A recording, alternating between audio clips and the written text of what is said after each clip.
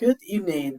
My name is Shay McClellan. I'm here to present to you a case study regarding copyright in the computer laws.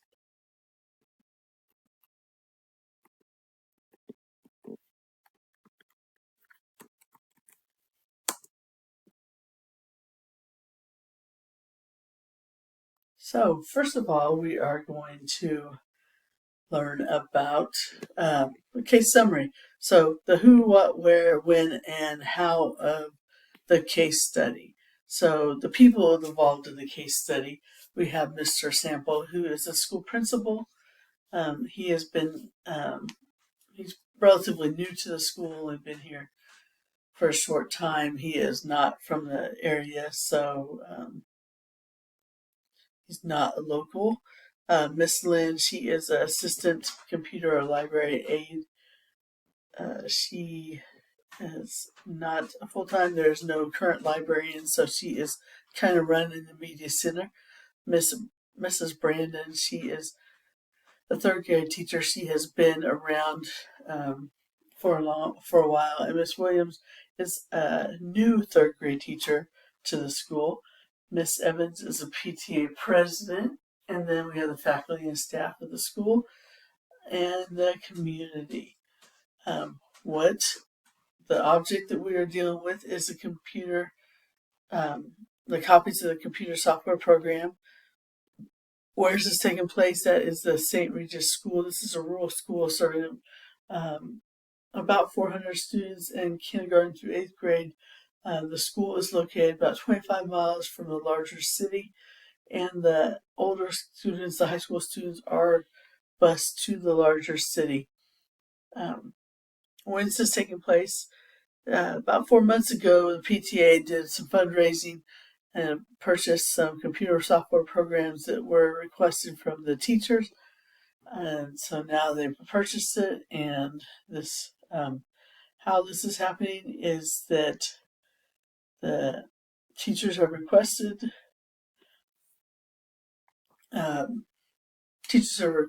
some supplemental software to help students with additional learning, supplement their education. And Miss Lynn has taken it upon herself to purchase some flash drives to make copies to save money for the school and to get the software not only in the library but out to the classrooms so we have more access to these programs.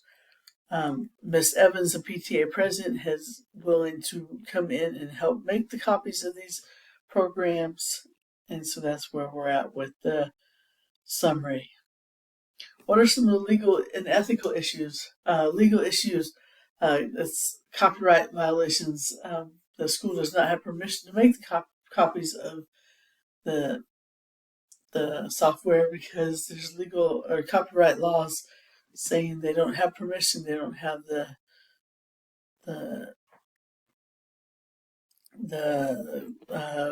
legal excuse me, can't think of the word. They don't have the permission to do that. The teachers, we have teachers that are accepting this material, so now they have now accepted the illegal material and the fair use. So we've gone beyond the fair use laws, and so those laws are not being followed either.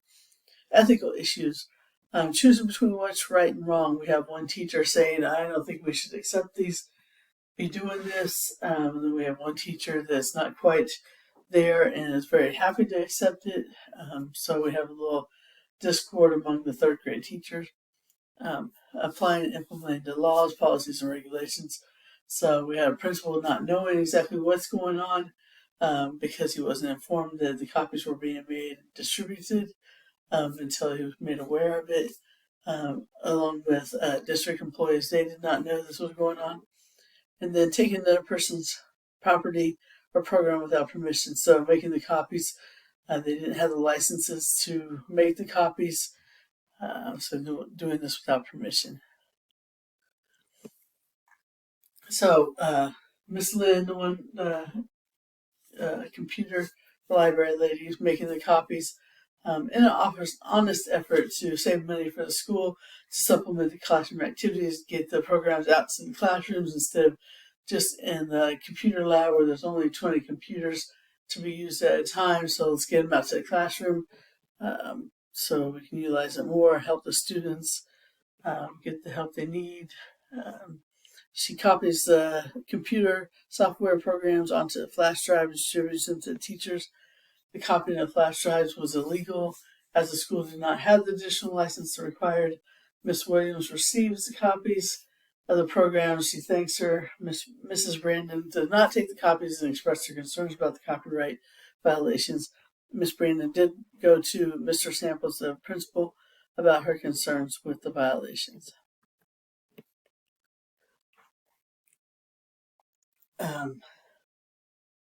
PTO, just some more facts about the situation.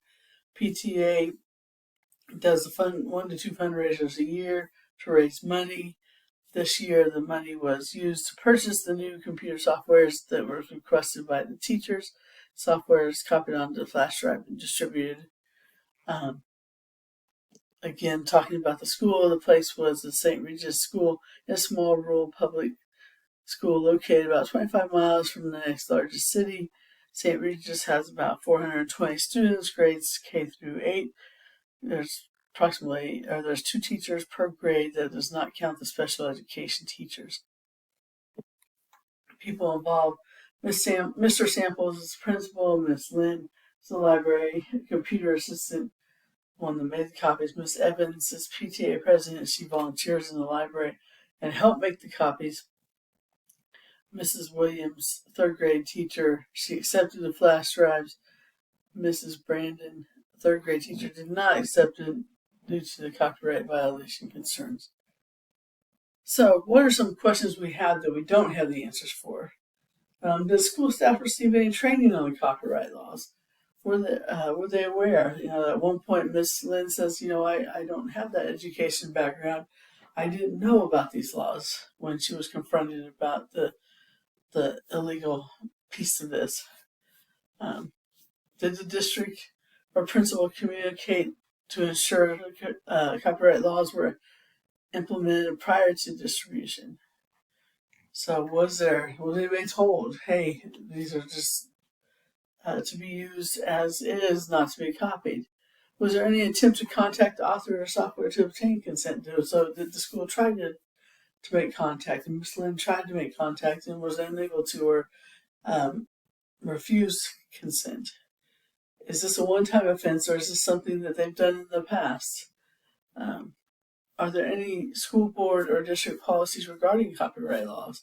Is this something that really was just overlooked, or is it something that where somebody truly went against the policies? All right, options. So what do we do now? We've been presented with the facts. We've known what's happened. Now what do we do? Option 1, we do nothing. We allow the copying to go on, the software to be used. Teachers use it as they wish in the classrooms. We don't inform the district leaders or superintendent. We already know the superintendent is not in favor of the breaking the copyright laws. We don't address the teachers' concerns. So Miss Brandon has made it clear that she's not comfortable with this, so she doesn't have to use it, but we're not going to address that concern. We're going to go ahead and use it where the teachers want to use it. Option 2, the school fires Miss Lynn. Mr. Sample collects all the copies. The flash drives, destroys them. District leaders are contacted as a situation, and the outcome is laid out in front of them. And then option 3, Mr. Sample and Miss Lynn collects all the copies of the computer flash drives that have been distributed, and they destroy them. Ms. Samples contacts the district leaders to review the policy and identifies a staff training and implementation plan. So let's talk about option number 1. What are the pros and cons to this? Remember, this is the option where we just do nothing. Just keep going as the plan was playing out for us. The pros, that we're getting the software out to the classroom so the students are able to use it. The teachers have additional resources in the software that was requested. The school district saving money by not purchasing the additional licenses.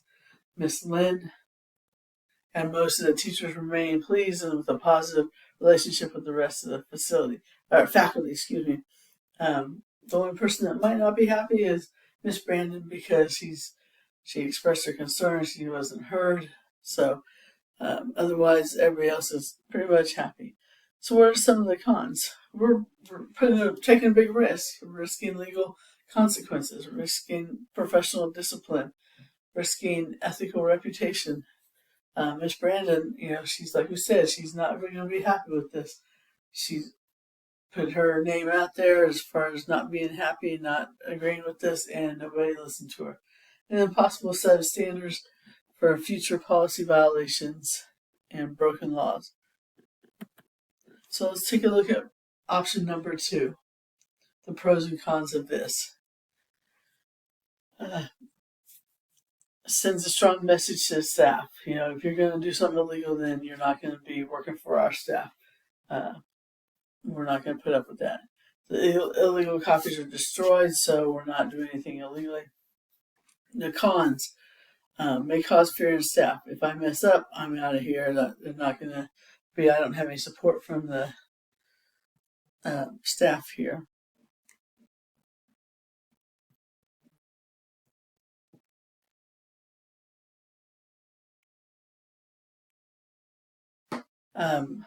Also, will create staff issues in the library. So we don't have a librarian. We fire our assistant, the only help we have. So all we have is volunteers coming in. We don't have the help or somebody in there organizing the library. Decrease student access to the software. So, if we only have the 20 copies that we bought for the library, we don't have it in the classroom. So we have 420 students trying to use the 20 copies in the library. Not going to have as much access to the software as we wanted. And then it may cause professional struggles for Miss Lynn. She was trying to do right by the school, and now she's been fired, so may have caused her some personal and some professional struggles. Option number 3, what are the pros and cons? Well, the pros are that we've gotten rid of the illegal copies of the flash drive. They've been destroyed. The school district policies have been updated in regards to the copyright. A training plan has been developed for the staff. Stakeholders have become educated in regards to the law. What are the cons? Students and teachers will not have access to software in the classroom. So again, we'll have limited access. Potential for legal actions because the laws still were broken at some point, although we made it right as soon as we realized that it was wrong. So what's our best option? If those are our 3 options, what's the best option? I believe our best option is to go with option number 3. So Mr. Samples will assist with the assistance of Miss Lynn. He's going to collect all the copies. They're going to get all the flash drives that they distributed already. They're going to destroy them. Mr. Samples is going to contact the district leaders, let them know what's going on. They're going to review the policies, make sure that they're up to date, they're current, they're very easy to understand, and they're going to put them out there for all the staff to know. Develop a training plan so staff are being trained in what the copyright laws are, what they need to do. I think this is a plan that needs to be implemented annually at the beginning of the year, so everybody's knowing. I truly believe that copyright laws need to go out to students also at some point, in their career. Maybe not at the kindergarten level, but at some point when they're starting to write papers, they need to know what the copyright laws are. Then Mr. Samples is going to have individual conversations with Miss Brandon and Miss Williams about their copyright laws and the role that they played. Miss Williams accepting that without truly understanding what the copyright laws were and the role she played in taking the illegal copyrights, and Miss Brandon and kind of praising her in the work that she did, and maybe getting her on board with doing some of the training and helping out. This plan also needs to include a plan for communication. How are you going to communicate, get this plan out to all the stakeholders? Like I said, the students, the teachers, the staff, the district office, the PTA, the community. Let's get it all out there and make sure everybody's educated. Protection for all involved against the illegal the illegal copyright activities. Better training for the teachers, the students, the families about the copyright laws, and then policies in place to prohibit illegal copyright activity. So here's my steps for implementation. Step 1, we're going to address the incident and take ownership. We're not going to deny that it happened, but we're going to fix it right away. As soon as we find out about it, let's fix it. Ensure the school will develop a monitoring system to make sure it's not going to happen again. Step 2, we're going to review the copyright laws and the school district policies to keep this from being repeated and to promote the current and future success and well-being of all the students. Step 3, we're going to build a positive culture within the school, develop good working relationships among staff, PTA, and other stakeholders.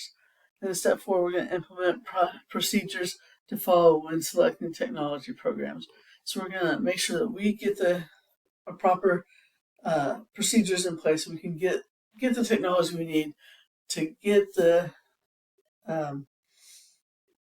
best resources for our students, to get them what they need to be successful. Here's the impact it's going to have on our stakeholders. For our teachers, teachers are going to need training regarding legal and ethical issues of copyright laws. Teachers can assist with researching and selecting the computer software to be used and developing plans to legally obtain the software. Ms. Brandon and Ms. Williams will need individualized conversations regarding the roles in the copyright situations and the impact that they had. PTA will need to continue to complete fundraising for various needs of the school. PTA will need to know how essential they are in the growth and improvement of the school. Ms. Evans will need to be talked to individually about her role in making copies of the flash drive. The impact on the students. Students will have less access to computer software. Students will have access to computer software when they're in the library using the computer lab, and the students may feel the impact of any stress the situation is brought to the classroom. So as the situation plays out, it's going to impact the students, but as we address it right away and own it and address it, we'll get it taken care of right away, and it won't impact the students that much. So how does this correlate? This assignment correlate. Through this case study, I was able to reflect and evaluate how to improve the school situation ethically, legally, and continue to build relationships with the stakeholders of the school and community. Not only did I look at the legal aspects of the copyright laws, but also the other laws that we've looked at throughout the year, or throughout this course, like FERPA, Title IV law, as well as other legal considerations. The school system, our number one priority is definitely the students, the safety and the well-being, as well as the academic progress and growth. Relevance. This assignment was extremely relevant in pulling together many of the topics that we've researched throughout this course. Learning about the different laws and the impact they have on education has been so enlightening. This assignment was powerful in putting the impact of the laws into an actual scenario. I also found it relevant in exploring the ethical side of this case study. And finally, reflection. As I reflected over this assignment in this class, there are a couple of things I will do as administrator after completing this course and this case study. First, building relationships is absolutely number one key for me. Having an open door policy, making my staff feel comfortable and coming to talk to me so that when situations like this come up, we can address them head on and right away. Making sure that staff are educated in all policies and laws, so we're doing the right thing legally and ethically every step of the way. Um, I want to be a strong advocate for my students, my staff, and myself in the school that I work for. And then the second thing I want to ensure is that staff have the training and knowledge they need to be an effective educator. I want them to have the knowledge they need to be successful and to follow the legal and ethical standards all the way. The more educated they can be, the better they're going to be as educators. Thank you for your time, and thank you for an amazing class.